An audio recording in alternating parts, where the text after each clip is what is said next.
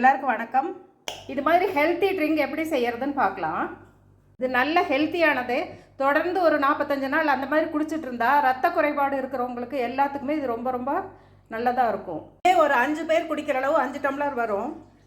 இது டயட்டில் இருக்கிறவங்களும் குடிக்கலாம்.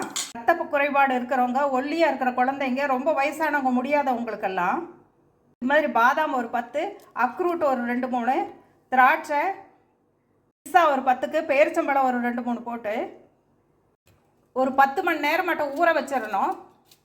அது கூடயே ஒரு ஆப்பிள், ஒரு செவ்வாழைப்பழம் இதையும் கலந்து, இது எல்லாமே கலந்து அது கூடயே இந்த உப்புகளையெல்லாம் கொஞ்சம் நேரம் அரைச்சிட்டு அது ஊறின தண்ணியும் அதுலேயே ஊற்றி அரைச்சிக்கலாம். இது நல்லா அரைச்சாச்சு. இப்போ ஒரு 1/4 லிட்டர் அளவு அதுலேயே பால் கலந்துக்கலாம். இதுலேயே தேன் ஒரு ஸ்பூன் ஊற்றிக்கலாம். வணக்கம்.